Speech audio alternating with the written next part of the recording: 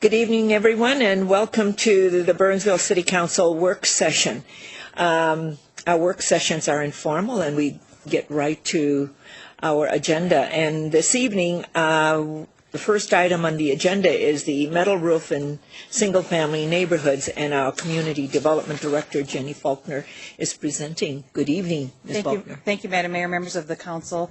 You may recall about 2 years ago, Council looked at metal roofs, if we should allow them, if we do, how, under what circumstance. And at that time of your approval, you had wanted a check-in to see the impacts of this. Is this working out the way we had intended? So we've had a handful of some pictures. I put the addresses in your background so you could go take a look at them yourselves.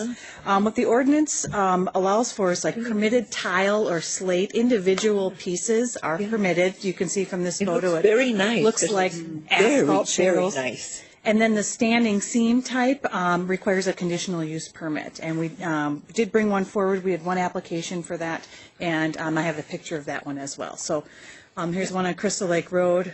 You really can't tell the difference. No. Really another one, kind of there's a close-up of this one, really sharp. I like that too. When I went out looking at them, really sharp nice. looking. Very nice. And there's the standing seam one that was approved over on Nicollet Avenue. So this is allowed, just a CUP, different look. Different look. We really had no issues with this. We've got our system that alerts us to the type of material when a permit comes in for a roof. And we have had a couple of people ask about using like the standing seam as an accent material. We tell them it's a CUP, and then they go on to a different type of material. But other than that, there have been no issues. So I'm just here to see if you think there's any issues. And I went out and looked at them, and I think they looked very, very nice. That one was very pretty. The other one, too. Both of them. My only comment is that that I do believe that the tiles or the separate pieces are more attractive than the standing seam. I don't care for that look, but we have it as a CUP, so which means that it takes a little bit more for them to put that product on. And I seem to recall when we brought that to you, there were pictures. How can it be seen from the neighborhood? How does it fit into the layout of the other homes? So there are those special considerations versus it being just permitted. okay. Any thoughts? Okay, thank you so much for the update. It looks very nice. I think it's working. And we have a modern ordinance. Yeah, thanks. And the next item is our fire shared service study and performance audit review. And our fire chief, B.J. Youngman, is going to present. Chief, welcome. Thank you, Madam Mayor, members of the Council. Thanks for having me. Tonight we're just going to review the two studies that we had done to follow up after the work session in April of 2014, where staff was directed to gather some more information on a number of options given our ability to meet the current response time standards. So tonight we're going to spend some time and go over those two studies to give us kind of a better picture of where we're at and some future options. So this ties into particularly two of the city's ends and outcomes, the ability of fire and EMS to meet 80% of the emergency calls in 6 minutes or less, and also that fire and EMS services are provided in the most cost-effective manner through partnerships with surrounding communities. And really, we have great neighbors, and we really have great partnerships, and that'll be exemplified through this presentation is both with the private ambulance services that neighbor us as well as our neighboring fire departments. Even though they're in a different service delivery model, we really work closely with them. So really, how did we get here? During your all-day work session on February 7th, 2014, you directed us to gather more information, and then in April of 2014, we came back with some response time and possible options, and Council directed staff to review the following three options about staffing levels, station locations, and the ability to collaborate with our neighbors more. And that's really what we've spent the last year and a half doing. So what have we done in 18 months? A lot. We received a grant from the State Fire Marshal's office, which really covered about 90% of the shared service study, which was a great ability to financially make that feasible. And we completed that study with the Savage Fire Department, the Eagan Fire Department, and the South Metro Fire Department. Those three, the South Metro Fire Department covers South St. Paul and West St. Paul. And then we had 2 studies done, a shared service study with 3 other fire departments, as I mentioned, and a fire department audit. And those 2 studies were done by Fitch & Associates. And Fitch & Associates has over 30 years of public safety experience. They're based out of Missouri, and they're really a data-driven organization, which appealed to us because they really seem to follow kind of what the city's values are on being efficient and effective. And then we continue to evaluate and implement efficiencies as we saw them. One of the things we noticed throughout both studies is that we have some reoccurring pressures. Our increasing EMS call volume, as you all know, every month we continue to see a rise in our EMS call volume. We have an aging population which puts pressure on both fire and EMS. We have our aging housing stock, the multifamily housing, the regional care facilities that we have here. We have a lot of clinics as well as a lot of senior facilities. And then also what we're seeing in the healthcare system. Some of that is yet to be realized, but the healthcare system continues to evolve with much of the federal legislation that hasn't been implemented yet. So this slide shows that we've decreased the amount of time that we're spending on calls by 6 minutes over the past 4 years.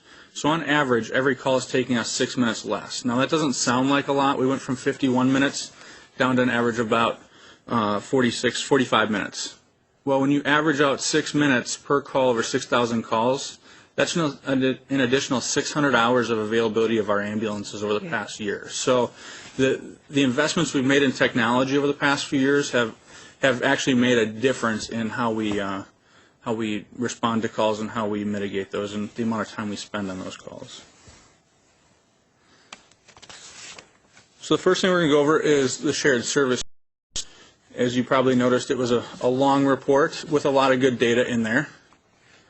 So I'll just hit some of the highlights. One of the things amongst the 4 departments is we have a varying population and density. So this slide shows the density, Burnsville being on the left of the slide, and then South Metro being on the right of the slide. And Burnsville really fits between those 2 horizontal lines, which puts us in an urban density at about 2,400 people per square mile. And what that matters to us is in the industry standards, there's different service expectations based on an urban versus a metropolitan versus a suburban density.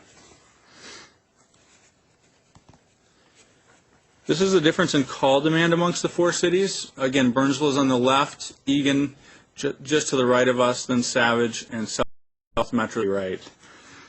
And what you can see is that the EMS call volume for all the cities is significantly higher.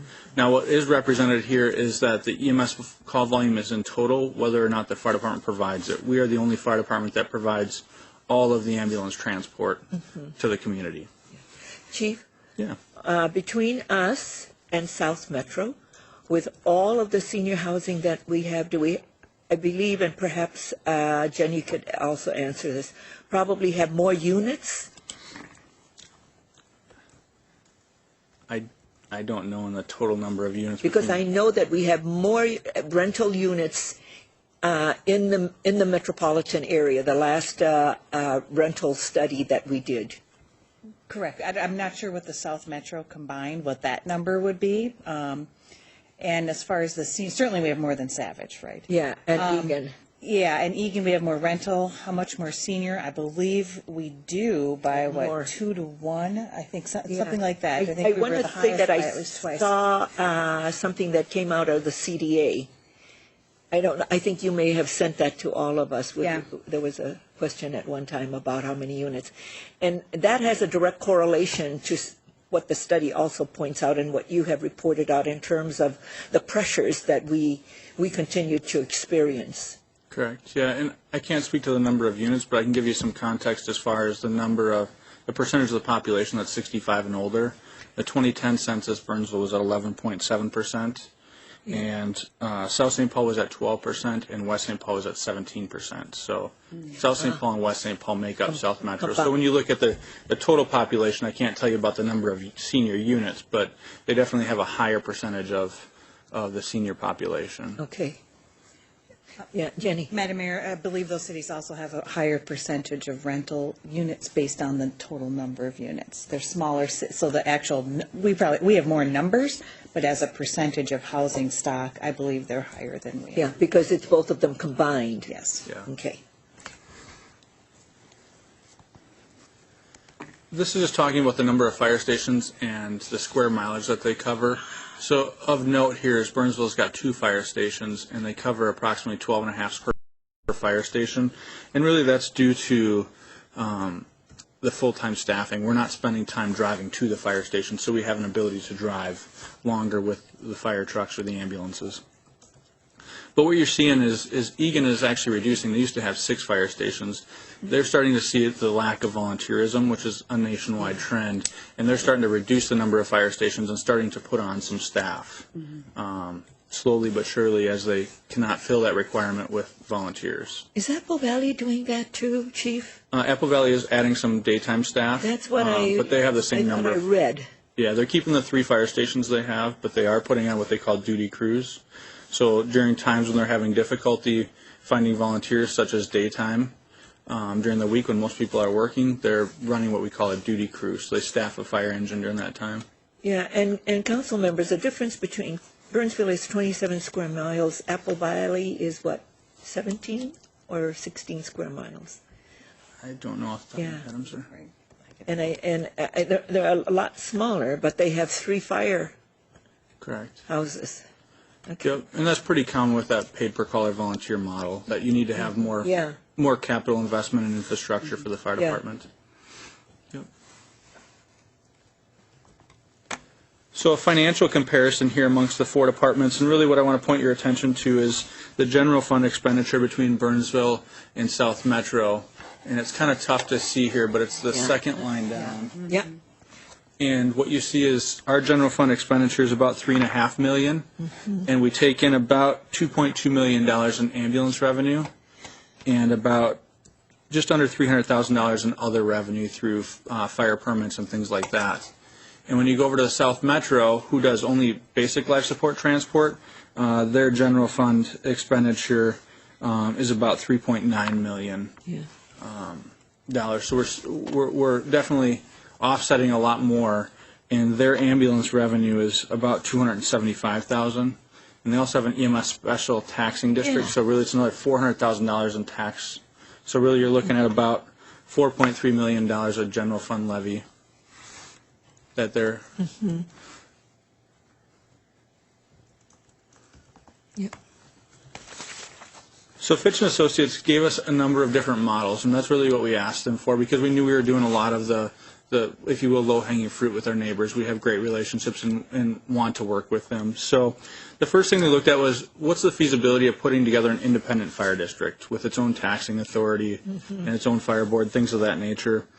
I kind of disappointed in how it turned out, but really the assumption was that they would keep each of the departments' models the same.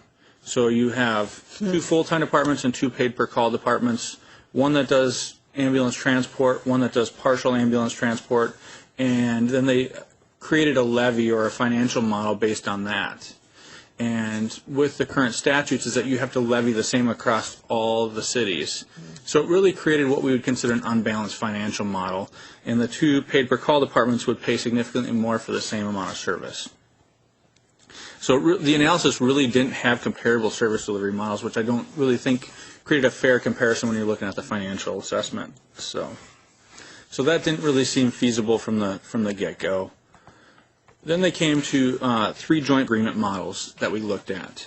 The first one was, again, to keep all 4 departments in their same service delivery model and just create one fire department through a joint powers agreement. The second one was to discontinue all transport EMS services by South Metro and Burnsville, and the third one was to have all 4 departments provide all EMS transport to their communities. The challenge with that is the 3 other departments would need to obtain their ambulance license through the Emergency Medical Services Regulatory Board through a contested hearing and a process there. And when you look at those, again, option 1 would just bring us together at the same levels we are today. Option 2 would require an additional $1.9 million general fund contribution by the city because we would lose the ambulance revenue, and realistically we could only reduce 4 FTEs because we run pretty lean.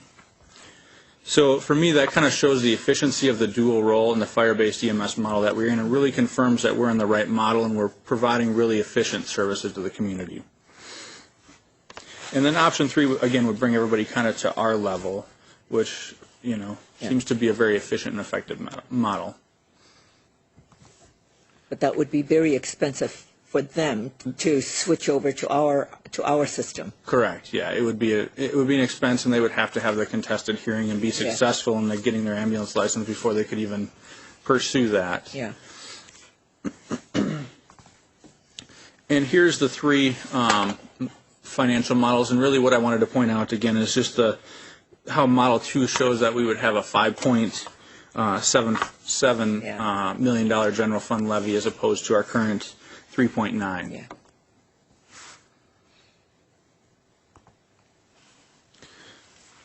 Fitch pointed out what our current collaborations are, and we do a lot of stuff together, and I know you folks are all aware of most of those, but we really want to pursue that. That's part of our culture, is to pursue more efficient services with our neighbors. We have efforts to have countywide standard operating procedures so we operate more alike. We have mutual aid and auto aid, so we work really close with our neighbors on emergency events. We train together. We have a shared training facility. The Able Fire Training Facility is owned by 4 cities. We have a special operations team, and we have a single dispatch center in Dakota County. And all those are successful collaborations that we've done locally. Some of the challenges that the consultant pointed out is that we have incongruent geographical jurisdictions. So between Eagan and South Metro, there's a bit of a gap in geography. So it would be a challenge to provide continuous service when you have to go through another city to get to some of that land. Potential differences in community expectations. I think each community kind of has a different expectation for risk and response, and those were different amongst all 4 cities, or all 4 departments. There's definitely a different service delivery model. Like I said, we're the only ones that provide transport EMS to all the patients, where South Metro has a contract with Health East to provide the BLS transport. And then Eagan and Savage first respond for the private ambulance service. We also have 2 communication centers. Savage is located in Scott County and dispatched by Scott County Communication Center, so we would have to rectify how that would be seamless. And then issues of equality and fairness in revenue contribution and service expenditures, particularly if not everybody's providing the same service model, particularly when you go back to that independent fire district. If Burnsville's taking in over $2 million in revenue but yet getting taxed at the same level as everybody else, how do you create an equitable system?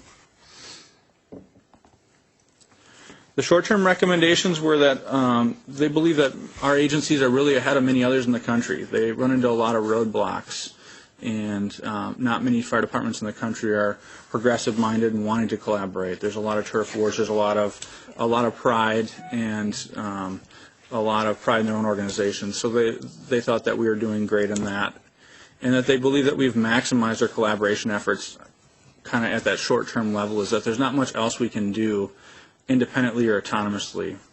Chief, short-term, 5 years, 10 years? 5 years. 5 years. That's what I was thinking as I read through the materials.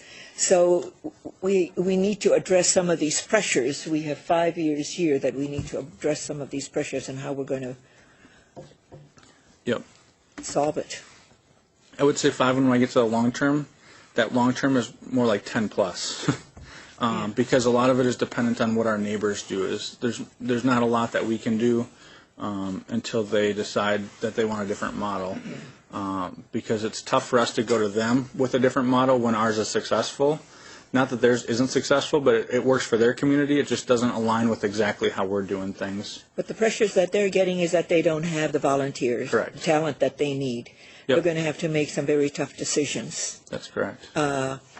Probably in the short term. Yep. They're already making some of those decisions. Now, is Lakeville also making some transitions? That is correct. That's what I was reading as well. So you look what Lakeville, Apple Valley, and Eagan are beginning to add more personnel. Yep. Okay. Yeah. Mary? No, I was just going to say that just thinking about that same point and the fact that it's hard to really figure out what we can do until they catch up, so to speak, and how they catch up, whether they do go to add the EMS is also, that's an unknown. Yeah. I mean, clearly they're going to do it with the firefighters, but with the EMS, that's an unknown. Yeah, but I'm looking at what we need to do and still move ahead. But I think you're going to come to some of those other things that where we could do more proactive when you're going to be talking about the community paramedics, I bet. Madam Mayor, yes, we'll touch on that a little bit. Yeah, because I was thinking that might be part of your solution. Yeah, we can talk a little bit about that. Yeah. But as you spoke to, is that they, on the fire side, they definitely are coming closer out of necessity because of their staffing model and their inability to get the volunteers. The long-term recommendations are to build greater regional collaboration. If we can get more partners on board, it become more feasible. Consider agencies with contiguous boundaries. Again, if we can get more neighbors that are adjoining to us, that would be helpful. And if we can provide a uniform service level throughout the regional partners, that is also helpful. Makes it a lot easier for that long-term or that more integrated partnership if people are providing symmetrical service levels. The recommendation was to explore the JPA model with the transport EMS because that seems to be the most financially feasible if you're going to have full-time staff and maximizes the use of those full-time staff. And then to conduct a regional implementation study to help with that. Any questions? That's the short version of the long study. Yeah. What I found, and I commend you, staff, Heather and everyone, because on the history part, we're still operating with the same amount of people, and we're now built out with more units, because I remember when I came into office, we only had Ebenezer and Carefree Living and Eagle Ridge as senior housing. And now we've added so much more on. And you're still very effective and efficient with the number of personnel that you have. And I think it's good for our citizens to understand how efficient this organization is operating. And even with a reduction of 1 FTE in 2009. That's correct, yep. And I think in your report, you are looking at maybe refilling that position that will help out with all of the fire inspection and suppression that's needed, I think, with the old housing stock that we have. Madam Mayor, that's in the long term of the performance audit. It alluded to the need for additional or a more robust fire prevention as we continue to see a aging housing stack. That may be of benefit on the prevention side. Yeah, Heather. Madam Mayor, Chief Gentleman is going through the contents of both of the reports and the recommendations of both of the reports, and then what he's going to do is go into what the staff recommendations are at this point in time. And so, so right now, I mean, the last slide that you just saw were all report recommendations. We don't see a lot of value to doing a full regional implementation study, for example, until the other partners are ready. So the chief will go through that. He'll go through that kind of at the end of the presentation. So. But I don't know, any questions about the report? I thought it was well done, but boy, it really shows how very efficient we are. So hats off to you, and please extend that appreciation to all of our firefighter paramedics, because you guys are doing a great job. Thank you. Yeah, okay. Anything else? Okay. All right. Now. We'll move on to the performance audit. Now, this was just focused on the Burnsville Fire Department. So the recommendations from the Fitch & Associates for staffing was to add a peak hour EMS unit, and then it had some other recommendations such as EMS quality assurance, fire prevention, capabilities, and an incident commander 24/7. I would say really the pressing issue for us is that EMS peak hour unit, given the demand we have, and we'll talk more about this, but this is right out of the report from the consultant. So for our listening audience, can you define peak hour unit? It was in the report, but so that our listening audience understand what that means. Sure, yes. Madam Mayor, the peak hour EMS unit would be a 12-hour unit that would cover from 8 a.m. to 8 p.m. roughly when our highest demand is, and we'll go through that in a future slide to show where that demand curve is. Okay. This just gives you a perspective from 1984 when we started providing the ambulance service until now of where our call volume is. So we were a little under 2,000 calls in 1984, and last year we responded to 5,656 emergencies. And this year we're on track to do just shy of 6,000. We continue to see an uptick of around 4.5% per year of call volume increase. And then when you look at what our projections are for the next 10 years through 2025, it's projected that we'll be about 9,000 emergency calls by 2025, so a 50% increase from what we see today until 2025. Our population in 1984 was 35? Right around 30,000. Yeah. 34,000, right in there, yeah. Yep. So the consultants really helped us do some geospatial analysis and demand analysis. And what you see here is our EMS demand map, and it's what we would expect it to be. This is called a heat map and not in the fire context. It kind of tells you where the greatest demand for the services are based on how red the area is shaded. And what we had them do is put in where our senior facilities are and where the hospital is. So it's hard to see the little orange triangles in there, but as you can tell, in the Ridges campus area is really where our greatest demand is, and that's not surprising given all the clinics and the senior housing and medical facilities that we have in that area. And then other places where you see that we have senior housing, we tend to see that EMS demand. Mary. Thank you. Could you explain to me why clinics raise the demand? I mean, I found that really odd when I read the report. Yeah, Councilmember Sherry, Madam Mayor, the EMS demand at clinics is because they do see a lot of sick patients that need to be admitted to the hospital, and they don't want them transported via private car in case they have anything. So like we'll have patients that go into a clinic or an urgent care with chest pain. They don't want those folks driving in case they go unconscious or having additional symptoms. So that's why we do see a lot of call volume at clinics, is they see a lot of sick people that they're not able to definitively treat there. Thank you.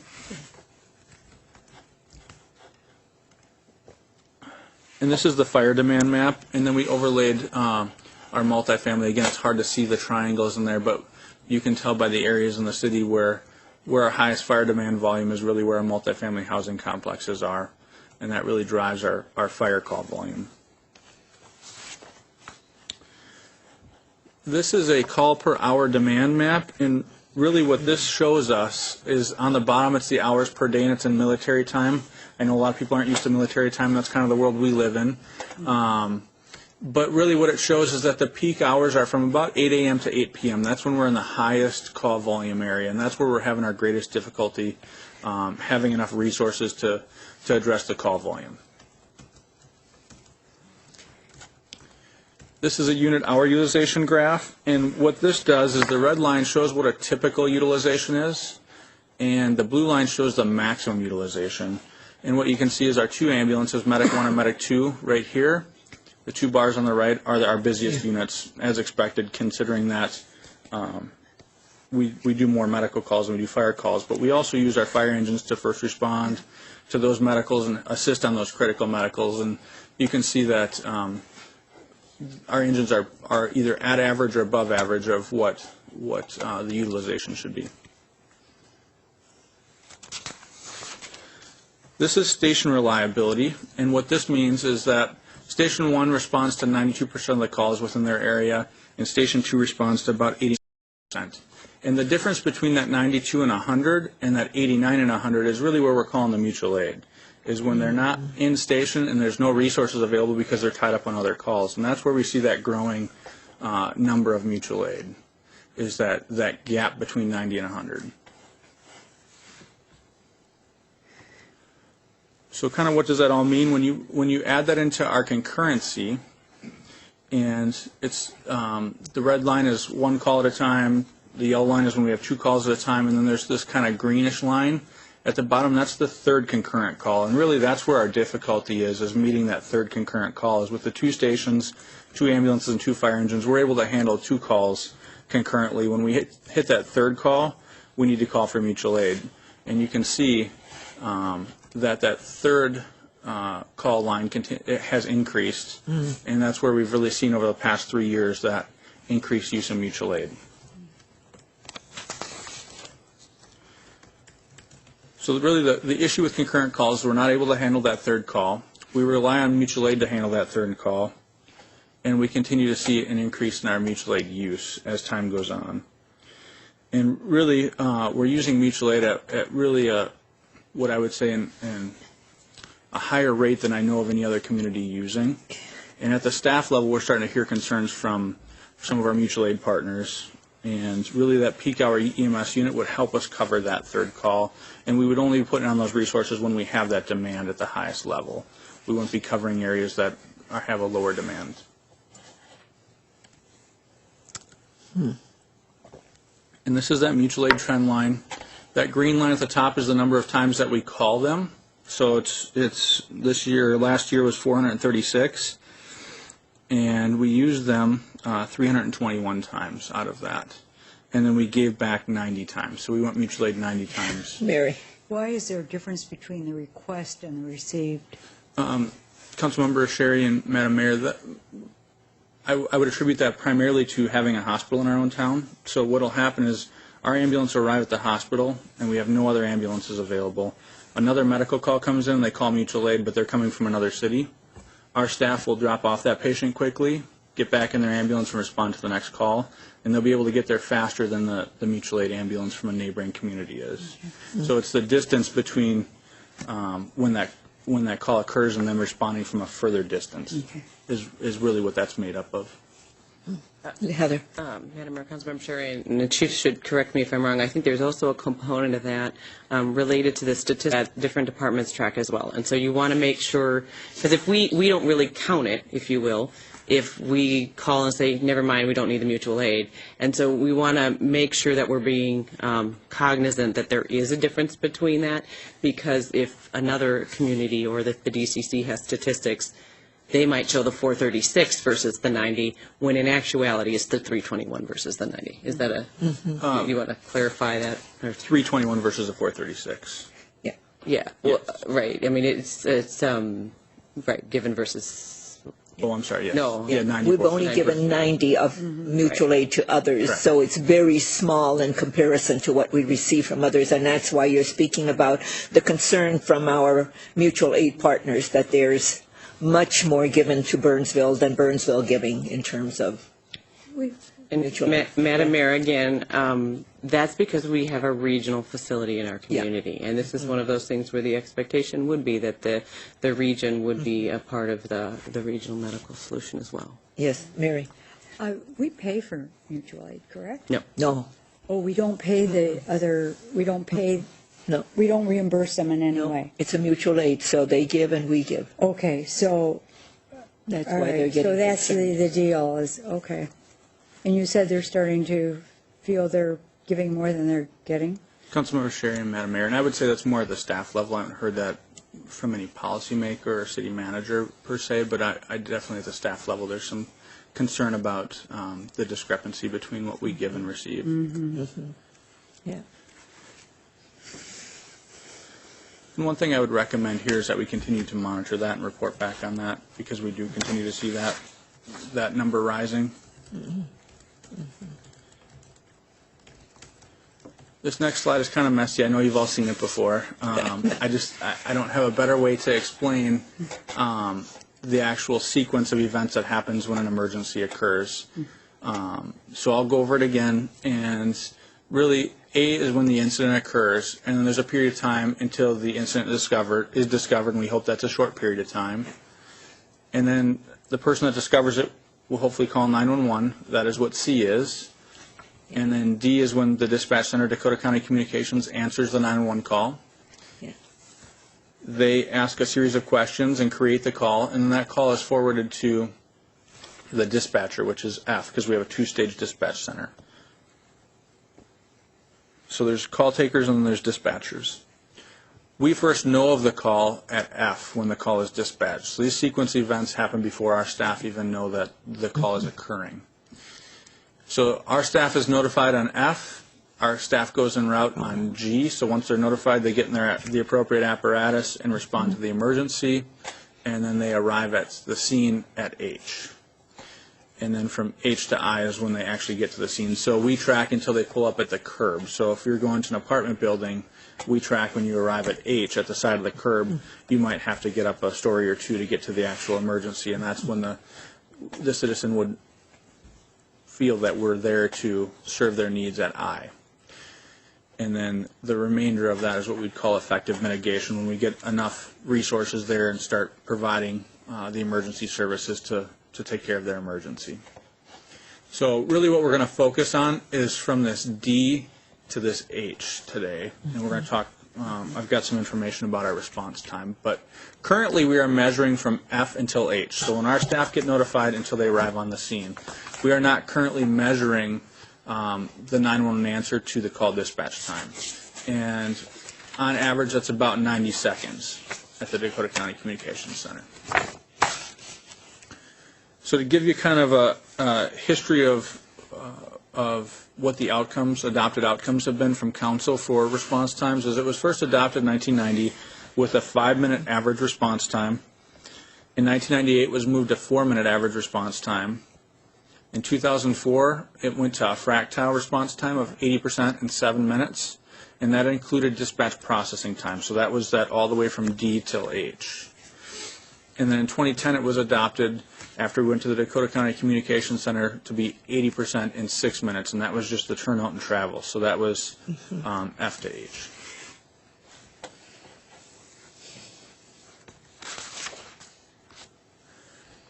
This is kind of the response time history and our compliance with it. Really, what I would draw your attention to is really the 2010 to 2014 is that we're sitting at about an average between fire and EMS about 65% compliance when the goal is 80%. So we've had challenges meeting that expectation.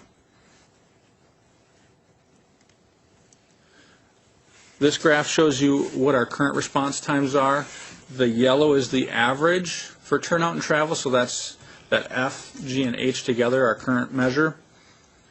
And then the red is the 90th percentile, and then this is based on hours of day.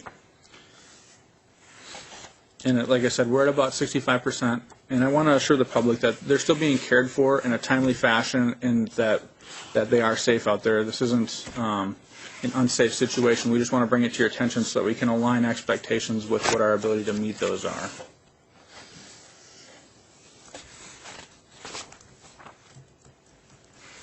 So this table talks about what our current turnout time, travel time, and turnout and travel together are. So this is our average. So it's an average of about 1:35 for our apparatus to get en route. It's about a 3-minute and 48-second travel time, which ends up being an average of 5 minutes and 23 seconds. When we go to the 90th percentile, we're looking at about 7 minutes and 58 seconds to get to the scene for turnout and travel. That's at F through H. Currently, the council has adopted 6 minutes at 80th percentile. And these next two columns talk about what the industry standards are. The first one is the National Fire Protection Association standard, and then the last one is the accreditation standard. And the NFPA standard for an urban area is 5 minutes and 20 seconds, and the accreditation is 6 minutes and 42 seconds for turnout and travel. I think that's how we adopted the 6, was after you did the accreditation for fire, is when we went to 6. Sure. Yeah, because we were... And we went to the fractal at that time.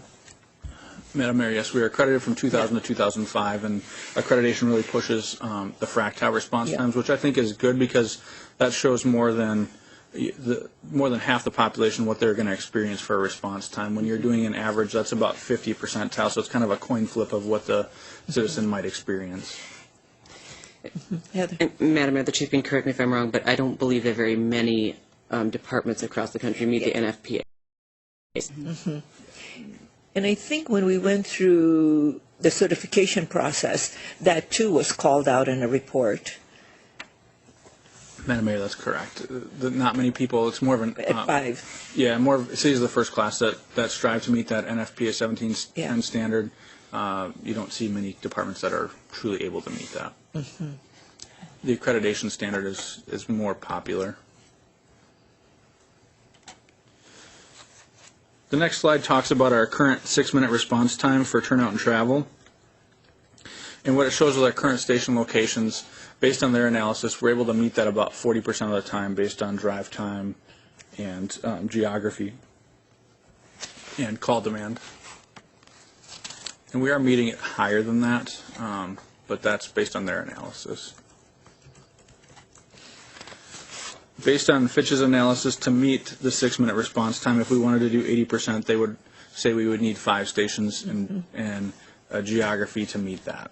And then if we wanted to go to the 90th percentile, it would be 8 stations. So what does response time mean? Just to kind of frame this a little bit, is about 10% of our calls are considered critical and necessitate a rapid response to impact the outcome. Now, the challenge with that is you don't always know what 10% that are on the front end of the call. Sometimes you know that on the back end after you get there. But an example that a lot of people can relate to is cardiac arrest. And someone that's unconscious, doesn't have a pulse, is not breathing, their survival decreases about 7 to 10% each minute without CPR and defibrillation. And that can be decreased to about 4 to 7% if CPR started immediately. And really brain damage starts to occur around 4 to 6 minutes. But there's a number of other calls that matters, and obviously structure fires, gas leaks, things of that nature. So Fitch ran some additional analysis for us is what would that look like with different response time standards. And with a 6-minute travel time, which would mean an 8 to 9 minute response time depending on whether you wanted to include the dispatch processing time or not, we could meet 81% with our current station locations if we didn't move that at all. So if we went to a 9-minute, we could include the dispatch processing time and meet that standard.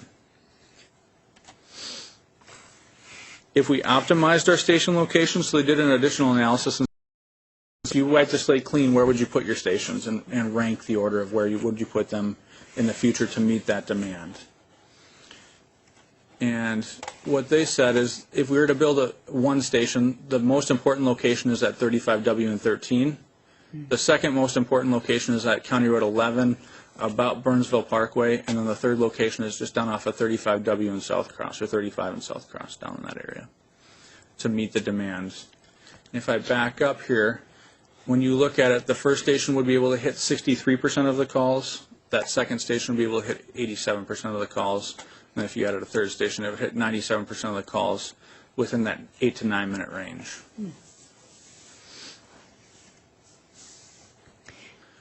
They did an additional analysis of what would it mean with an 8-minute response time, or 8-minute travel time, which means really a 10 to 11-minute response time.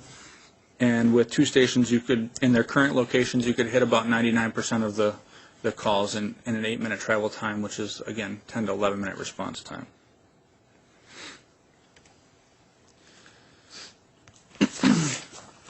If you optimize the station locations, realistically, from their analysis, is you could go down to 1 station, and you could put it at 35 and 13. You would still need the same amount of staffing because of the demand, but you could make a super station, they would call it. But it would heavily rely on 35W for that response time. And if that's something we were to look at, I would say we'd want to pilot that or test that because of the heavy loads on 35W. Oh my God, that. So. And on your peak that you talk about, your high peak time, that doesn't work. That would be my concern, but I would want to validate that data before we made any capital investment. Yeah. That would be my recommendation. So that kind of gave some context as far as stations and response times and our ability to meet those based on traffic patterns and that. Mary? What are the red, is that where the existing stations are? Those are our current stations. Yeah, Yep. okay.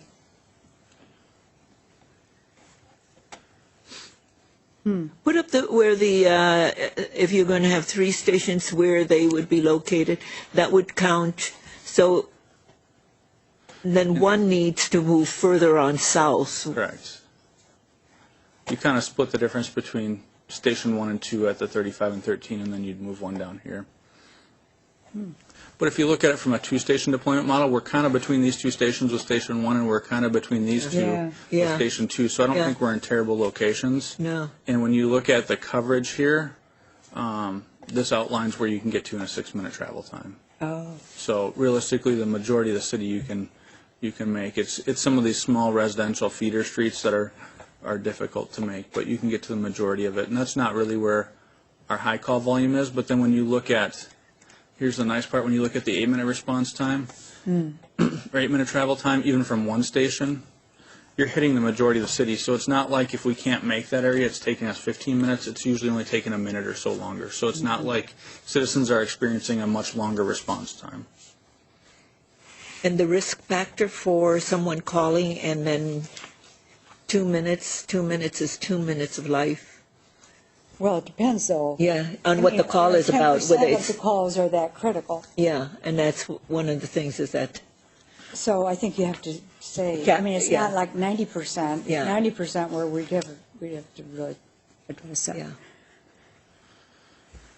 I think that's the other factor that I'm just wanting our listening audience to really understand the different factors that are part of all of this discussion. Correct. Because if they hear 8 minutes, they're saying, oh my God, it's 8 minutes, what does that mean if I'm having a heart attack? Well, there's only about 10% of those calls are. But if we go to 8 minutes, what we're not saying is, oh, take your time, guys. We're not saying that. No. What we're doing is addressing Yes. the practical realities of Yeah. rather than just say, we expect you to be there in 6 minutes, we're saying, no, the practical realities are that you can't. Yeah. Bill? Because if we didn't do a cost-benefit analysis, I mean, we could say, well, let's have 8 stations, we'll heavily tax our citizens, and we'll have a 3-minute response time, and we might save a few lives. But the reality is that just so we're talking about a cost-benefit analysis, and it's incumbent upon us to make that determination. I mean, there's no perfect solution. Money's tight to come by in 2015, as it was before, will be in the future, and it's just there's no perfect solution to this. Yeah, and I think the chief has some more information to share with us as we go forward with some of your recommendations. Sure. This is just our revenue history. Shows you that back in 2005 we were collecting just over $1 million, and then in 2014 we were just over $2 million in EMS receivables. So as that EMS volume continues to go up, we also see the EMS revenue continue to climb at about the same rate. And then when you look at projected revenue, assuming that we capture some of those calls in the future or more of those calls in the future, is that the projected revenue would put us right about $4 million in revenue at 2025. So staff's recommendations based on the shared service study are continue to work collaboratively with other cities and monitor the changes in staffing models in other communities to determine when opportunities exist for additional collaboration. We'll want to jump on those if possible.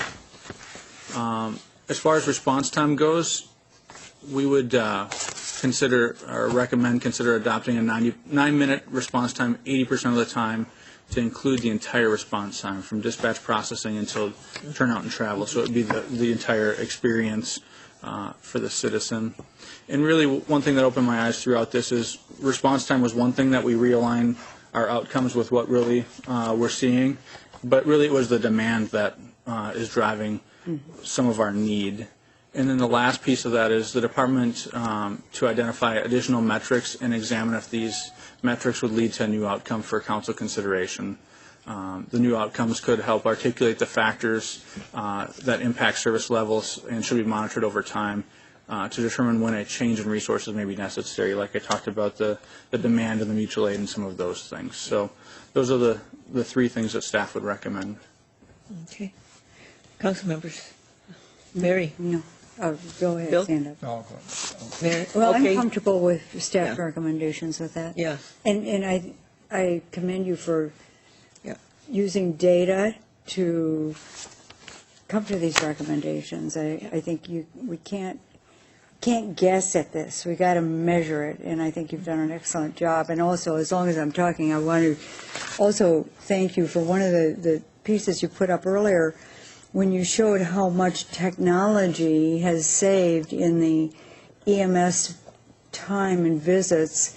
And if I can, first of all, compliment you, but compliment us for saying, go ahead, spend that money. You know, that was a good investment. Absolutely. It was an excellent investment. And that was a wonderful, wonderful slide you had on that. Thanks. Great. Thank you. Suzanne? Well, I agree. As you pointed out, Mary, before, that it makes sense for us to change the response time. 6 minutes isn't reasonable, and so I think that would make the most sense. And then we're going to have to continue to monitor the EMS need of our city. Yeah. Bill? Well, and I look at this as a true cost-benefit analysis, and thank you, because that was what you were charged sort of to do as part of this whole analysis, and it's a job well done. And I think it's a lot more truthful and accurate for the reality of our time and our economic situation. And so thank you, and I fully support those recommendations. Thank you. Yeah, and again, I'll echo everybody's appreciation, Chief, for your work and the staff's work, and also for the investments that we have made to make sure that you have the resources and the equipment, and you continuously train your personnel to meet the needs of the community. So with the data that you have given us, and you look at the 9-minute response time, and you say this is going to be okay in meeting the needs of our citizens, I believe that. And I also see that you're going to want to continue to look at the different metrics and also perhaps other things that we can look at. But I think, Council, we should change the outcome from 6 to 9 minutes, and if you can bring that back for us to adopt so that we can look at your outcome in this area. Mary? I see John writing very rapidly over there. I just want to emphasize that the entire response time, in other words, this includes things that we were not measuring before. Yeah, don't say it's all of a sudden. Yeah. No, this is, and I know John always gets it right, so, but I want to really emphasize that. Gentlemen will have all the right stuff to be done. Emphasize that. So if I could just, Madam Mayor, just quantify or just reiterate that, is that although the response time is going up, we're also capturing a piece that we're not currently capturing. That's what I'm trying to say. And that's the call processing time at the dispatch center that currently we are not measuring as part of our response time, even though the citizens are experiencing that period of time. Yeah. So it'll be a more true measure of what they're experiencing. Yeah. Yes. Good. Yes, Heather. And Madam Mayor, council members, this is what they're experiencing now. I mean, this is the high-quality care that they're receiving now that's meeting the needs of our community. The reason we're here is to evaluate it and also to try and be more reflective in your outcomes of what is actually here. Yeah. And so that we can truly say that you are doing what you're, instead of looking at something that is not measured right. And you have to measure things right for us to make good decisions and to understand what's going on. So that's good. And then you'll be coming back with other things that you think you would be needing. Correct. Yeah. Correct. And thank you very much. It was well done. It was interesting read. Plenty to read. Yeah. Thank you. Thank you. Okay. Thank you very much.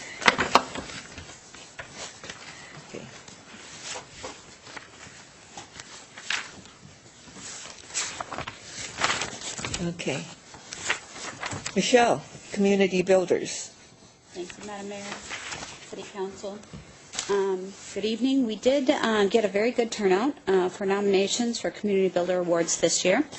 I think that our new online submittal process is becoming more and more utilized every year, and I think people are finding it a lot easier to submit nominations through this process. So we got 9 total nominations this year. Jody Congdon, Gary Lally, the Golchin family, David and Jen Waller McDevitt, Prince of Peace VITE Tax Site, Relay for Life Planning Committee, Tharo Abdulali, Bill Johnson, and the Lions Club. Out of these nominations, I can also inform you that Bill Johnson received a Community Builder Award once already in 2005, and that the Lions Club received one in 2013. It's at the Council's discretion. I'll stand for questions. Okay. Council, the other thing is that Michelle included the policy for recognizing our community members for what they have done. And so there is number 3 in our policy is a different award for individuals or organizations who have done a substantial amount of work that impacts our Burnsville community and the quality of life. And so that's something that we might want to take a look at people who continue to give of their time, their service, their resources to continue to make our community better and better.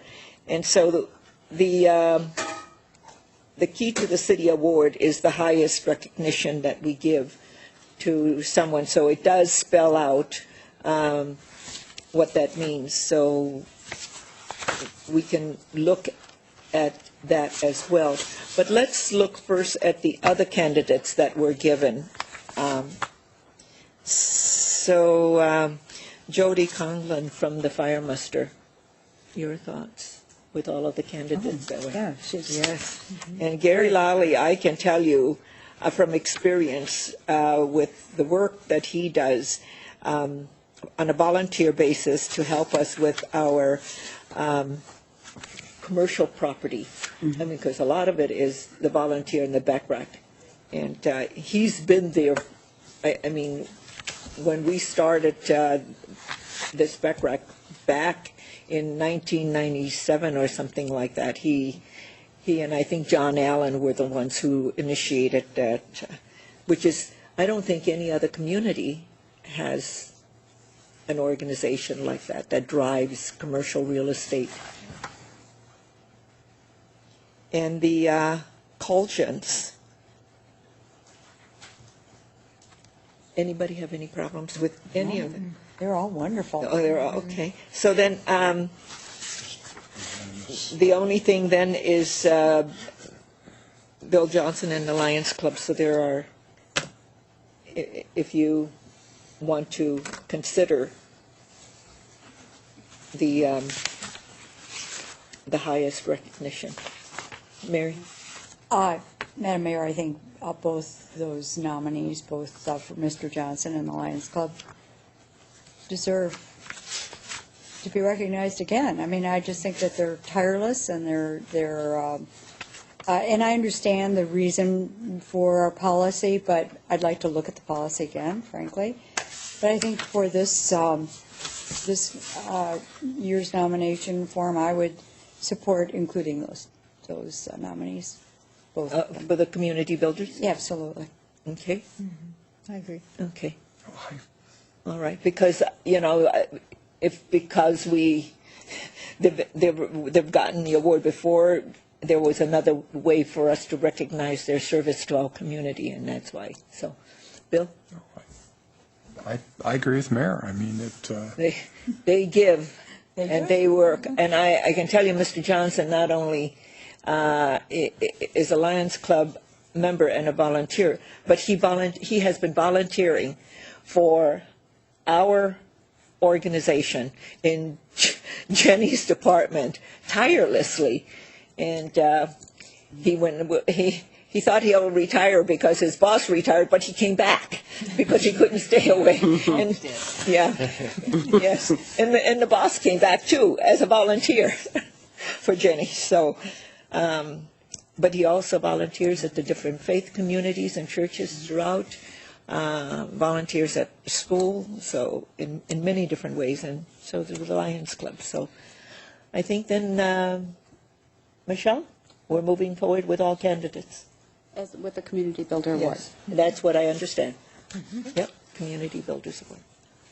All right, thank you. And then the next item is the residential broadband discussion. Ms. Faulkner. Mr. Albrecht. Mr. Albrecht. Oh, Mr.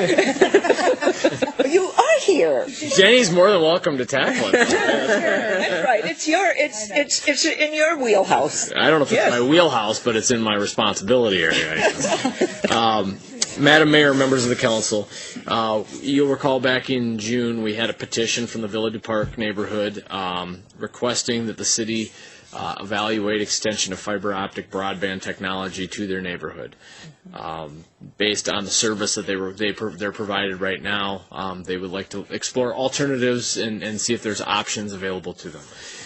One of the reasons we're even looking at this, the council's aware that your ends and outcomes statements, one of those under city services is Burnsville will help facilitates community-wide accessibility to broadband technology.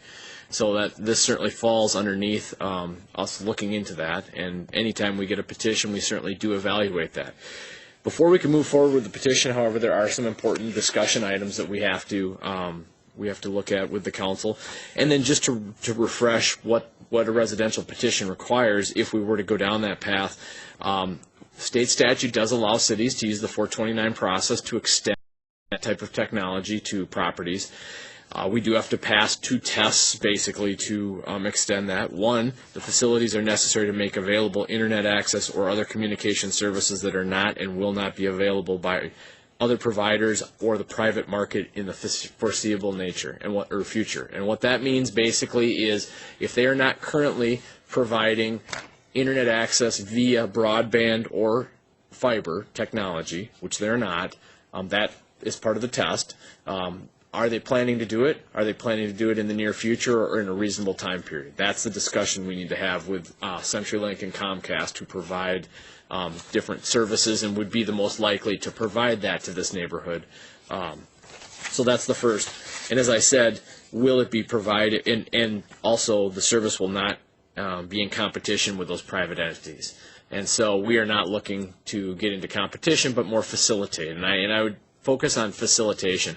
I don't believe city staff has any ambitions that we're going to be running Internet service in the city of Burnsville, but it would be through our fiber that we would license someone, similar to what we do with Frontier, but on a different type of arrangement to provide that access to those properties if no one else is willing to do it and the council so chooses to pursue that nature. So with that setting, just stepping back for a second, the city's overall fiber plan was never based on providing fiber to every resident in the city of Burnsville. That wasn't necessarily the intent. We do have capacity. We have a limited capacity to provide it to certain areas.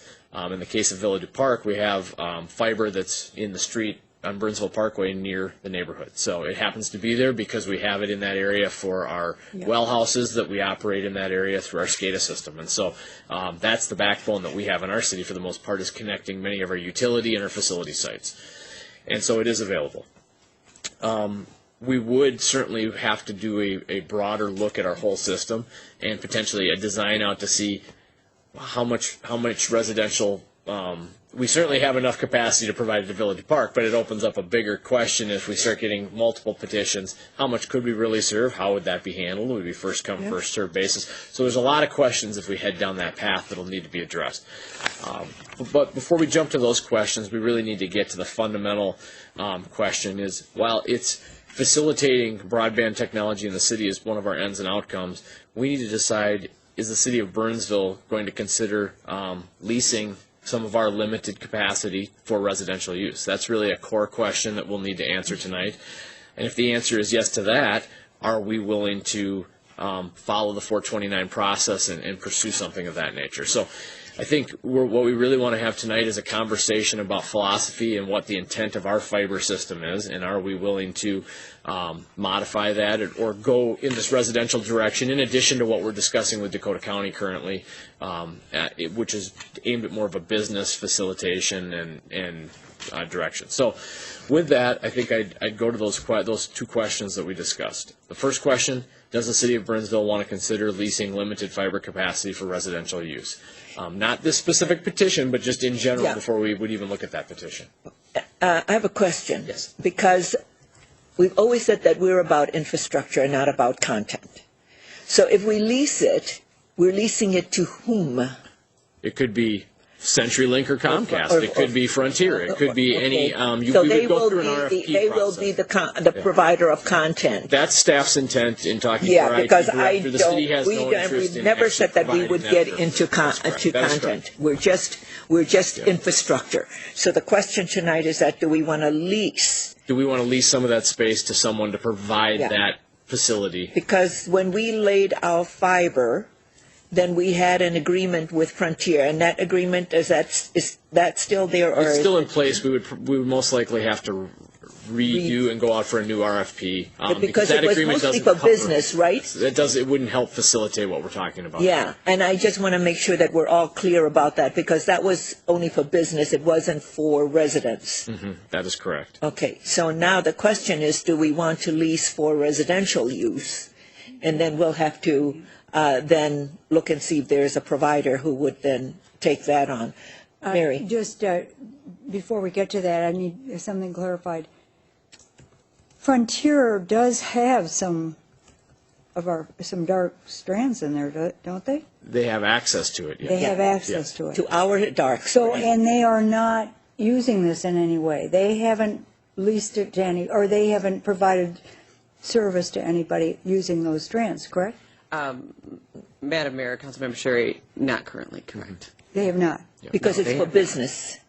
It's Well, they can sell it to other, their customer base is business, and so they wouldn't, but they haven't really They haven't done many of used those that. pieces. Yeah, they haven't done it. Correct. Nor have they come back to us and said, could we use this for residential, correct?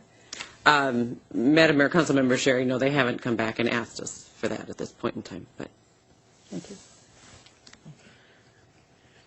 So the asset that we do have in place is sitting underused at this point, which is why the Dakota County conversation is front and center. okay. So we do have some dark areas in our city that would like to have some access to fiber so that they can have broadband use. The thing is, do we want to move in the direction of leasing some of our excess fiber to residential use? Bill? Because of all the unknowns, I'm not comfortable, so I would, from my own self, say no at this point. Mary?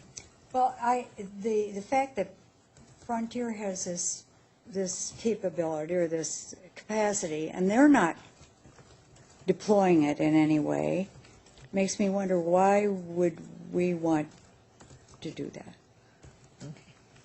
And I think we probably need more information. How many neighborhoods do we have that do not have access to broadband? Well, I don't know that we know the answer to that question. We would have to talk to the service providers and find out. And again, for the audience, they all have internet access. We're not talking about internet access. We're talking about the speed of that internet access and whether it's being provided through fiber or. And Burnsville is an older community. That's not, I mean, we probably don't have a lot of neighborhoods that do have access to that just because of the age of our community and some of the infrastructure. But they have access to cable. Yes. Yeah. Okay. Heather? Madam Mayor, Councilmember Sherry, on the point about Frontier, typically a business would be making a decision to build for the actual infrastructure that would take it from our fiber to the business itself. The last mile. And so, right, and so, the last mile. And so, one of the reasons I think you're seeing a residential neighborhood coming to you is because of the inability to kind of have the financial wherewithal immediately to do that last mile. And so the 429 process is a very sort of well-established process by which they can, finance that essentially as a neighborhood. They'll pay over a for number, all of it. Yeah, to help pay for it.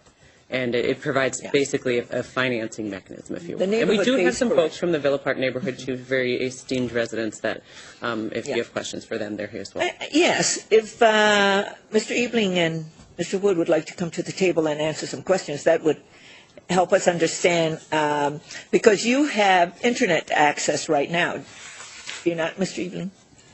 Madam Mayor and council members, thank you for the opportunity to kind of sit in. We certainly do. Okay. We have access to Comcast coaxial cable service in our neighborhood, and we also have access to service from CenturyLink. The petition that was submitted seeks to have fiber optics extended into our neighborhood and connected to the city system, which we presently do not have in our neighborhood. And fiber optics would provide a much higher speed possibility than is presently possible with the facilities that Comcast and CenturyLink have. So it's not a totally analogous situation to the existing fiber optics that the city owns that is under contract to Frontier. This would be yet an extension from that system into our neighborhood, and that then presumably the city would own, paid for by special assessments, and then utilized by Frontier, Comcast, or other potential providers to offer service to the residents in the neighborhood. That's the concept that the petitioners expressed interest in getting information about. We had good, solid support from the neighborhood to answer questions, really, because we recognize this hasn't been done before, and it would be a new thing for Burnsville, probably a new thing in the county, and we don't minimize that, but we think that there is a possibility here that could really change how high-speed internet is implemented in residential neighborhoods, perhaps all over. Okay. And then the residents understand that this would be assessed 100% to all of them? Yes. In the 429? Madam Mayor and council members, as I said, there's strong interest in gaining the information. Okay. We, as we circulated the petition among our neighborhood, we had no idea what these costs might be. Okay. If the cost ended up being $50,000 a lot, I think I can tell you that my neighbors probably wouldn't be in favor of that, although perhaps Mr. Wood would be. Yeah. You know, this is information seeking for us as well. It seems to us that there's the germ of something here that could be really useful to us and perhaps applicable in other neighborhoods. But that's why we seek to have the answers that could be provided in a report. Mr. Albrecht, what would that mean for us to go down this road and to understand what the cost would be to residents? For us, we have the fiber there to lease it and then to... It's really no different than any other 429 process, the council that's petitioned to the council. Mm-hmm. It's like extending utilities. We would go through and do a preliminary engineering report and determine what the potential costs are. This one, the difference in this one is we would take a look also probably a little broader than just this neighborhood, because we'd want to answer what is the city's capacity overall beyond this neighborhood. Mm-hmm. We'd also want to answer those questions. We do need to drill into the plans of those two providers that are there, because one of the statute tests is they don't have plans to do anything of this nature in that area. It doesn't mean they couldn't ultimately be the operator, and they may say, you know what, you put it in, we'll operate it. That might be a better model for them. So there's a preliminary engineering report very similar to any preliminary engineering or feasibility report you would see that we would complete and bring answers back to the council before you'd even move forward with any hearing or anything of that nature. And the cost? I don't know that we know the answer to that cost. Okay. We know that it's probably at least $5,000, and depending on how broad we make it community-wide, I think the cost goes up from there, as we have to have a consultant. Yeah. A lot of the basic stuff is done internally by staff, so there's staff time associated with it, but we will have to have someone who has some expertise in the deploying the cost estimation of these types of facilities, since this isn't our typical cup of tea at the city extending fiber optic. Okay. Mary? When you mentioned other neighborhoods, one of the things that I been thinking about since this petition arrived is that Village Park is unique, as far as I know, in this community, where it's one road in, and then you have all the roads. There's no other neighborhood in Burnsville, I believe, that is like that. So in terms of opportunities for other neighborhoods, it's where would you draw the line? If you were doing associations, those that are driven by associations would. I don't think there are that many. Are most of our townhome, all of our multifamily would be. That's where I would see the. My neighborhood does not have an association. Yeah. The neighborhood. But we have many that do. We deal with, having gone through the private fire hydrant analysis, there's a lot of them out there actually. And but you're right. The single family home is an atypical single family. It is an atypical situation, and I would have some concern about that. So, but that may limit the amount of interest in it too. That's part of our overall analysis. Would be how many neighborhoods do we think this is really even a viable option? That would be explored in the preliminary engineering report too, I think. So, Bill? Just as a point of information, there are a lot of neighborhoods that have covenant associations that are just simply not active, that could be reactivated by the neighbors activating the association. So they exist, they legally exist, they just are not active. And an association is not necessary for a 429. It could be, it's just a petition, X number of residents on a roadway need to petition it, to happen. So they don't have to have an association at all. It has to be a common interest, though, in providing that service. So. Bill? Again, as I stated, I just am not for this, at least at this time. Okay, Suzanne? Well, and I still have concerns not knowing the cost. We have the staff time cost, and then I read in my background, I keep seeing this budget increase may be required for professional services. So, it concerns me, again, given that this is just a pocket that's going to benefit, even though if they're specially assessed for some of these costs. I need to know more about what that cost is. What is it? What's the bottom line for the city to do something like this? Mr. Ebling, Mr. Wood, you have other thoughts that you might want to add to the conversation around the table? I think if the city acted proactively on this subject, that it sends a message to the cable providers that we feel that providing fiber optic broadband access to our residents, it's one of our goals, and we intend to push this, and maybe motivate them to work with us or to put us way up in the scheduled. Because if I were Comcast, I certainly wouldn't want the city opening this internet up, or this broadband cable up to any comer. I'd want to protect my turf. And maybe that will motivate them a little bit, that if we go out and we're serious about this, and we are, that would help us. Council, I still have an open mind to this because it is one of the outcomes and the goals that we have, that we want to be a competitive city and to activate broadband, not only in our business community but in our neighborhoods. Perhaps because we don't have all the answers, and perhaps staff can give us more information, that we should put this on our all-day work session to say, if we're going to go down this road, what do we need to do? How do we execute that? And how do we pay for it? Yeah.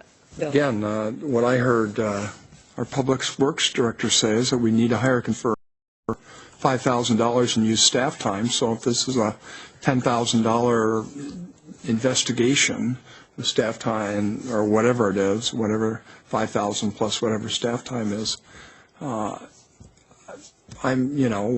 part of the goal is to, as stated by the resident, to motivate the carrier to then do what he deems to be the right thing so they don't have to do it, then I just see that the argument is the city's getting used as part of the process, even though maybe it's for the greater good, and I'm just not willing to spend that money. Yeah. Mm-hmm. Mary? Well, I'm with Bill, but I want to frame it in a different way, and that is, I recall we had a request to study some land use down in the industrial park area, that Lark area, and the property owner who wanted us to do something actually paid for the study. Yeah. And I'm wondering if the association would be willing to pay for that study. That's one of the things, is that how much is the cost of all of this? And I mean, I think that I don't disagree with you about discussing it on an all-day work session, but I think for this specific neighborhood benefit, if they really, really want it, then I think that the study is part of the cost. Yeah. Yeah, and that's okay, Steve. Well, there's two, and just to take a step back, because I agree with the mayor's idea about discussion, because I think we do have to evaluate that end and outcome. Yeah. And yeah. to that end, we still haven't got an answer from CenturyLink or Comcast. We have asked at lower levels, are you willing to do this, with no response? We're slowly going up the ladder to get a response, because were they to respond that they do have plans, statutorily we would have the right to. So that's something that I do believe we should, with the council's support, pursue, at least to see if they're interested. At the same time, the money I quoted was to complete the the actual engineering report. We certainly can get a couple of cost estimates. There's two different things. One is we do need to have an idea of what's the specific cost just for the Village Park area to do that engineering report.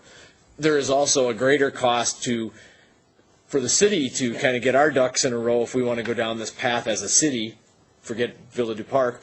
What is the cost to us to study our system and how we might deploy and how those things. So there's two different things. We certainly could get estimates on both of those things. So that we have that information for you, because I think that information will be critical to evaluate your end and outcome, whether this is a path you want to continue down, or there should be a tweak to the end and outcome if we're not willing.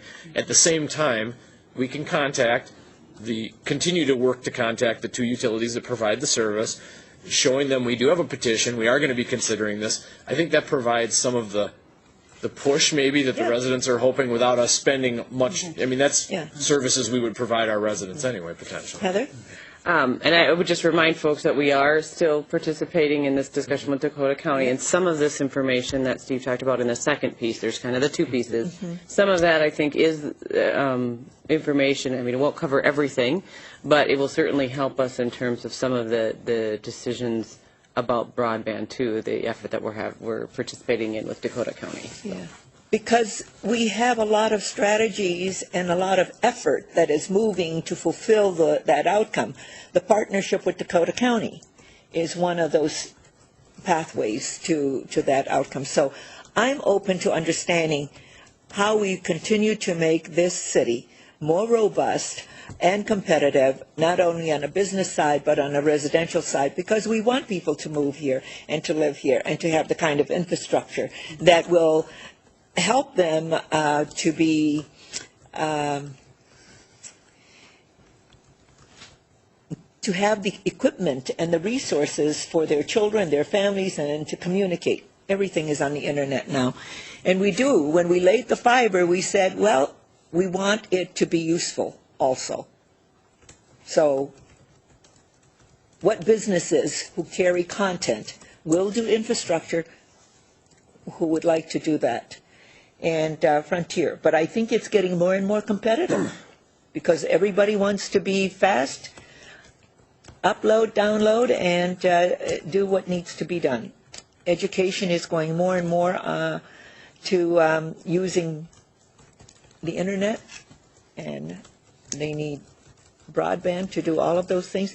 I think it behooves us to take a deeper look into it, and as Steve says, it's not expensive to have the conversations with Comcast, CenturyLink, and anybody else who's interested, and then to see where the Dakota County partnership is going in, what's the progress so far, and what does that all mean? I mean, if it gets to be put on our all-day work session, that'll help us. Craig, you have anything to add to this conversation?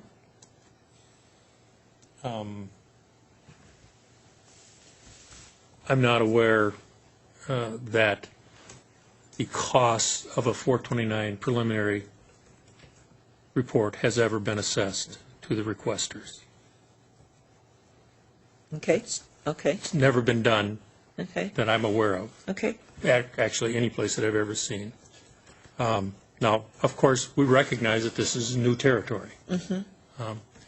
So whatever consideration that you can give would be appreciated. If in fact the city truly intends to try to make an impact to making it more possible for more people to receive high-speed broadband in the city, to us this seemed like a very worthwhile investigation. It is true that it's our neighborhood, but it would certainly be something where I think the city would learn much about if in fact something like this would be feasible, which could be useful in many areas of the city.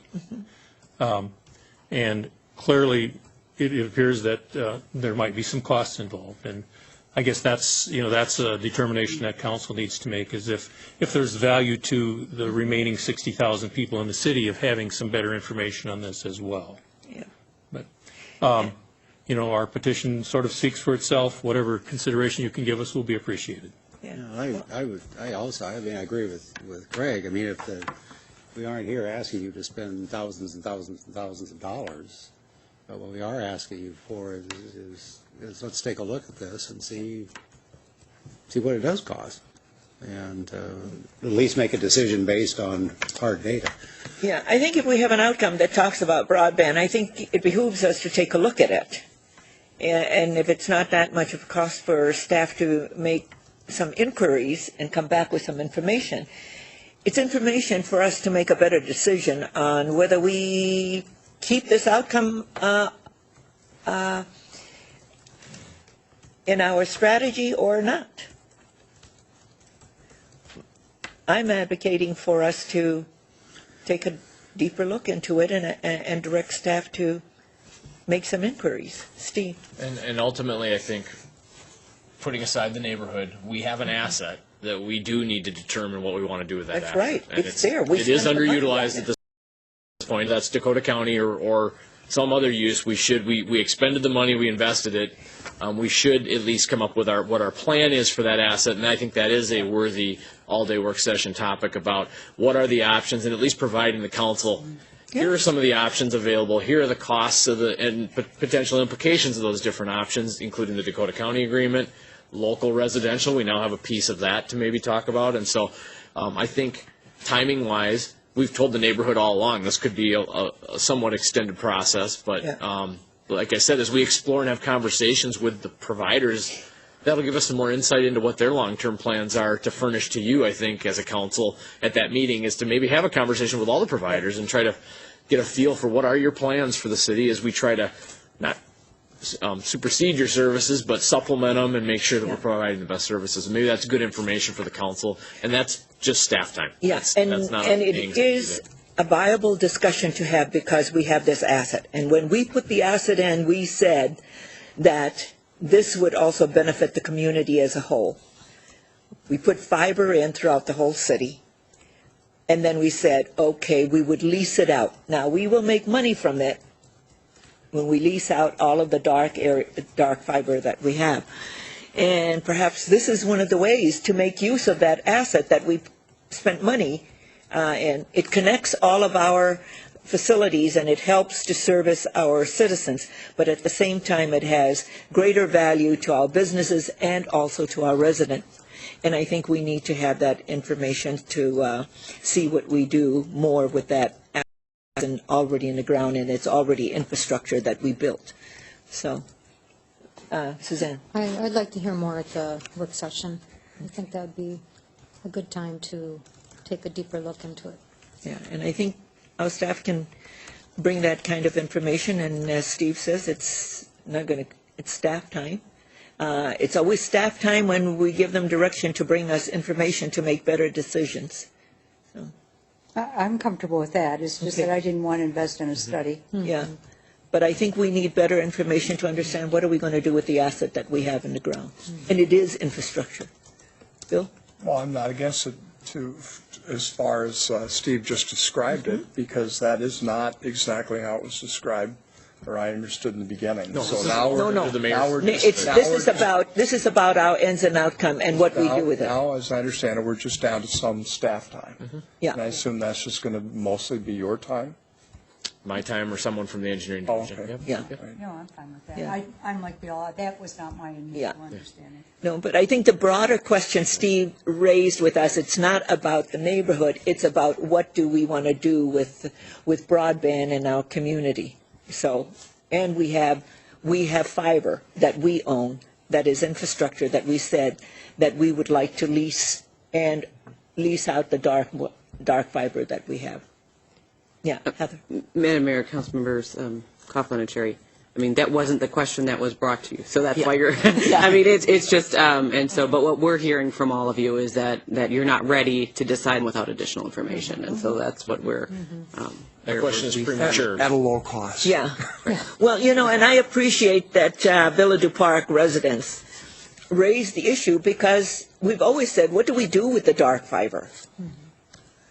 Yeah. Madam Mayor, I think it's also important to remember that the fiber exists not because somebody was thinking ahead about the fact that we might be having this discussion tonight. That's it right. exists because it was the cheapest thing to do for the utility system at the time. Exactly. It's just that it happened to have this other aspect for it, but the city was doing the cheapest thing that it could at the time, too. And you're absolutely right. But the thing is, it is an infrastructure that we have in place that is useful, and it's dark now, and we can lease it out and make some money out of it. We could make money out of it. Yes. And that's what I think. If we have more information, then we know the cost that it's going to take us to determine all of this based on what we can make for leasing the fiber out. Yeah. Certainly will probably offset that cost. Because I don't know what that is, and I don't know how much it costs for a content provider to turn that fiber on and make it work, and that's information we need to have. And Madam Mayor, I'm sure you all read in the background that we do currently have some revenue agreements in place that predate the Frontier, and that's about $25,000. Yeah.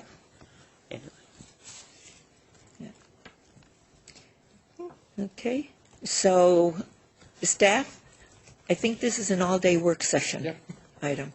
In the meantime, we'll reach out to CenturyLink, and we'll reach out to all of our providers so we can get more of an assessment of what the plans are for the city of Burnsville from all of them, including the Villa du Park neighborhood, and try to get to see where they're headed with their model for internet service, because that'll give you insight as to, is there going to be a gap that the city may need to fill, or do they have ambitions to provide that service? And we'll have to find that out.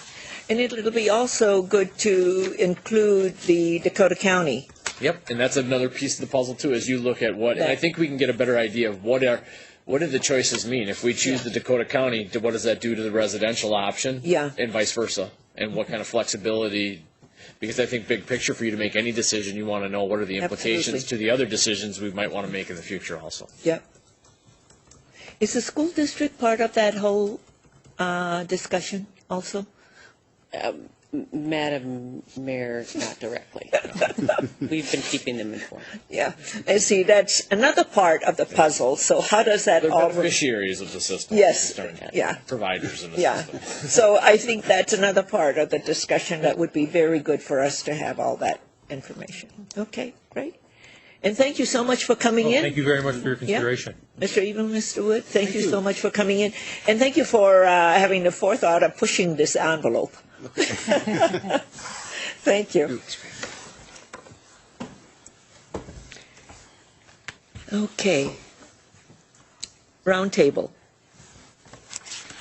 Members of the council, I brought the issue to discuss the Airbnb trends that are going on in the nation. And I understand I think if you go to Airbnb and you want to ask the question, do we have any in Burnsville? At one point I saw there were 2, but I don't think there are any up now. Jenny, did you see any? Or I don't know. I'm not aware of any complaints Yeah. or enforcement action on Yeah. any. And so for me, it's getting ahead of this trend. And these are trends that are disruptive trends to the norm. And if we get ahead of it, then we can put in place ordinance and codes that will provide a structure for people to understand. And as a lot of the events that are coming into our region, my guess is that there will be people who will probably rent their homes also during some of the events. And we don't have an ordinance that covers any of that, whether they rent their home out for a week or 2 weeks or Airbnb. And my hope is that we direct staff to do some research and bring in what we can do. And then, of course, there's always a public hearing when we do something like this, when we're going to, because this is another home business, if you will. But it's a home business that we don't allow right now, correct? Correct. We do have an ordinance that prohibits this on the Yeah. books, so it is addressed. But what other communities throughout the country have experienced is that they have Airbnbs and rental by owner and so forth, and yet they're not allowed in certain cities. And I think, and it was on 60 Minutes, because this item came before the mayor's conference in San Francisco, because it has a direct correlation to our brick and mortar hospitality properties. So they pay the hospitality tax, and the Airbnb and rental housing do not pay the tax because nobody knows about it. And so it's an issue. And one woman in San Diego had to pay $32,000 in back taxes because San Diego has an ordinance, and it wasn't collecting the taxes. Bill. Well, I think the last time it came up for discussion, I thought it did come up for discussion, but then I'm personally against it. And the example that was brought to me once upon a time by somebody in another community is somebody was operating one that was at the time not legal, and they operated such that the people would they use their lowest level to rent out under that system, and the people would walk on the side of the yard at whatever time they flew in, and this is in one of our neighboring communities, not ours, and the people would then stay in the lowest level of that location. And it was on a cul-de-sac, and there'd be cars parked in the street, there'd be people coming and going at different times of night. It was a residential area, and ultimately the other neighbors got very upset and petitioned that particular city to enforce or stop that sort of use of the property. And also I have to ask myself is, would I want one of my neighbors doing that next to me, or would I want to do that to one of my neighbors? Which on my dead-end cul-de-sac, some of the neighbors are in their 70s and some are young and they have little young kids. I wouldn't want strangers coming and going at whatever time of night. People that use these places are not vetted by the people that rent them. Yeah. They don't really know who they are. Moreover, it gets more complicated as far as I'm concerned, both as a council person, as a lawyer, that a lot of people don't understand that that they actually don't have insurance to cover whatever might happen, because you have to have special business insurance. Homeowners insurance doesn't cover some event like this. That also puts your neighbors at greater risk, because somehow if they're injured by a third party, where at a hotel or a motel, there's certain legal obligations that the owners have to protect other guests, protect other people from those sort of, people that might act in a negligent or violent way. So again, I think in the Wizard of Oz world, we know that we're going to have the Super Bowl, and wouldn't it be nice to make a few extra bucks to rent out some space for that? Well, this is really, to me, that's looking at it in a vacuum. In other words, again, when people rent these out all over the country, people are coming and going all the time. It's just not for a couple events. It's over time, and this has, as far as I'm concerned, long-term consequences, and I hope that if it comes to us, that we come down on the same side that Egan City Council did and vote against it. So. Well, it's not going to go any further. I raised the issue for us to discuss and see if we could direct staff. But it's good to hear your thoughts about it. The thing that I want to make sure is that people in the city of Burnsville know that it's not allowed. And then there is some way for us to communicate that, so it doesn't happen. Because right now our ordinance would say that it's not allowed, but most people don't know that. Most people don't know that. So then if we don't allow it, I have no skin in this game. I want to make sure that if people are going to do it, that there will be penalty. It's not allowed, so what is the penalty? We don't have that, but there has to be one, because it does have a direct implication on so many levels. There's a public health level, there's a public safety level, because of everyone else around, and there are many things, but the thing is, how do we communicate that? And the other is that if they're going to do that, they'll have to know that there is a penalty, and there's a penalty for that, and if they got money out of it, there is a tax. Well, there's an old axiom in the law, in the public policy, that ignorance of the law is no excuse. But separate from that, I would think that we could put something, if this is a burgeoning issue as these big events come up, I would think we could put something on our website to address that's a violation of our ordinance, etc. And if people choose not to research that or read the local newspaper, there's a certain limitation to what we could do. And just to throw out a couple other concerns I have as well.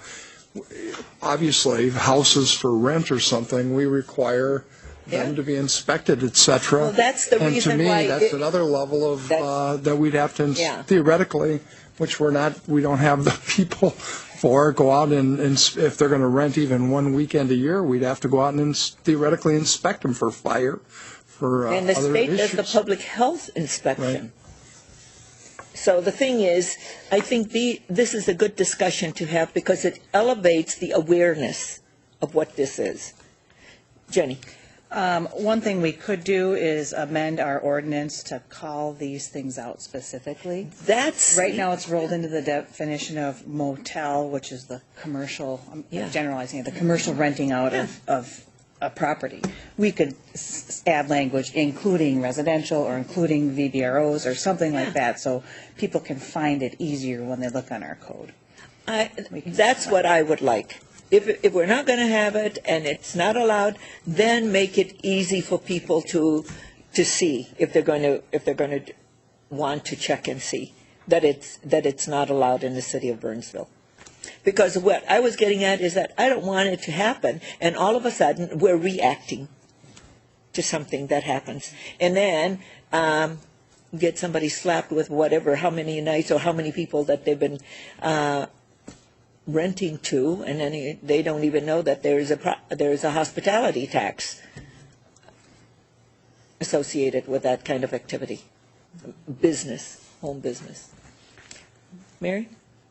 I completely agree. I think it'd be opening a can of worms too. Yeah. Well, and the thing is, if Jenny has suggested how we make that clarification and raise that awareness, then we're not going to have it. I just want to make sure that if we say no, then people know how to find where it says no and what the ramifications are. Yes. Madam Mayor, members of the council, when we have gotten calls on this, that's what people say, they can't find it in the ordinance. So it takes a staff member to point them out and let them know how we're interpreting our ordinance. If it's not listed, it's prohibited.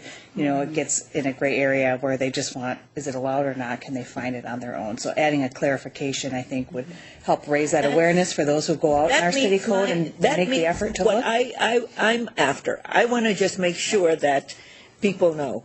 Yeah. And if they, you know, if we're going to have it, then we do all the things that's necessary to make sure that they comply with our property maintenance, with the health, with the public safety, with parking and all of that.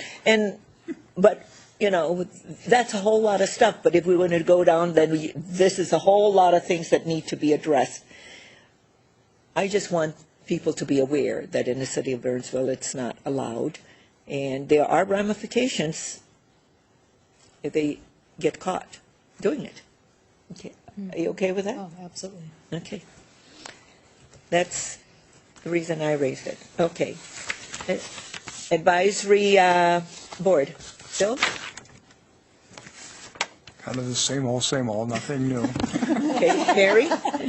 Well, on the I-35W Solutions last week, we took a tour of the Orange Line. Yeah.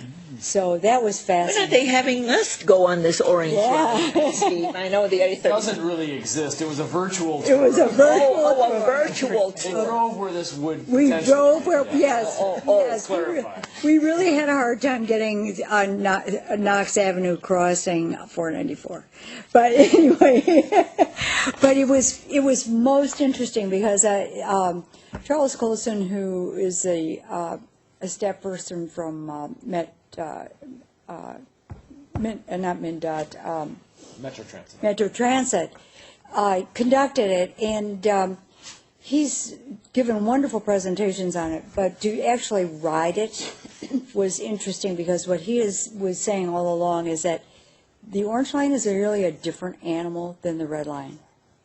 And the Red Line is more direct, stop, next stop, and we'll have that too, but there are swing outs. So, for example, over by Best Buy in Southtown, there are areas like that where it actually goes out to where there's greater concentration of businesses and residents. So to actually ride that made it crystal clear. As I told Heather, I said it was good to see it from the 10-foot level. So it was good. It was wonderful. That's something I have to report. LMC, we wound up our improving local economies today. We got some. There was some pushback on our group our group homes, which I defended, not rudely, right? Very nice. Yeah. Very nice way. But we got pushback, but anyway, the group supported they're willing to support that policy. And then transportation and general government, will line that up on Monday. So other than that, I don't have anything else. Suzanne? Well, I apologize to Mr. Albrecht. I didn't follow up with you on the meeting yesterday. Metro Cities wrapped up their sessions yesterday in our committee, and really the only, not a lot of activity this year. The only new thing is looking at expanding some legal definition to protect code enforcement staff. Right now, there's if someone assaults a police officer or a dog catcher or anyone like that, they're subject to a higher penalty potentially. And with some of the contentious issues for code enforcement people and field staff that are on private property, they're looking at making some changes to the laws to carry heavier penalties to protect them. And so that's really the only thing new that's coming out of our committee. So to report. Sorry. Got the email. MLC, we meet quarterly, but the Savage meeting was mostly about updates with what's going on between our two cities. So I think, I don't know if there's anything pertinent Steve, that it was We'll mostly be about. getting a joint water supply study for long-term. You know, we've been working on our own long-term plans. Now, Savage will be coming into the fold. You'll have an MOU before you in October that is for a joint water supply study where they're going to be looking at their long-term options that folds into what we're looking at long-term with all the issues with the landfill and the quarry. And so we're working together on that. So. Yeah. And it's always great. What a great partnership we have with the city of Savage. And whether it's water or infrastructure or just looking at different issues that we... Because we all drink the same water. That's probably it, Mary. Yeah.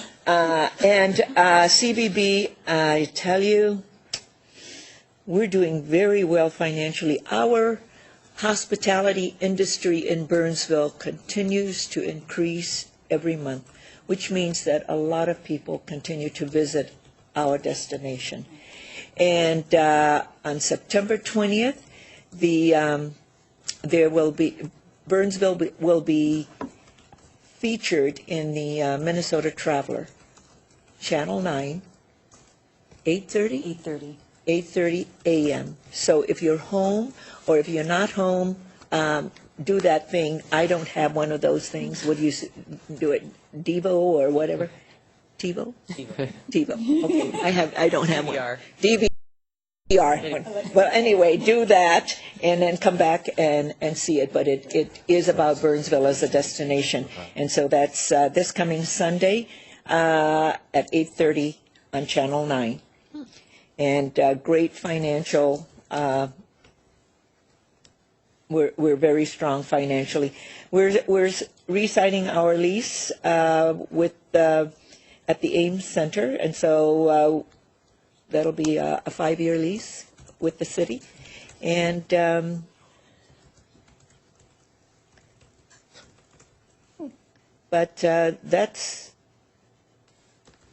so our STAR report is very strong. Our financials are strong, and that's what we have. The Regional Council of Mayors, we had a wonderful presentation this is a group, it's called Urban 3, and it's about market dynamics and tax policy. Joe Minakazi spoke. Edina brought him in.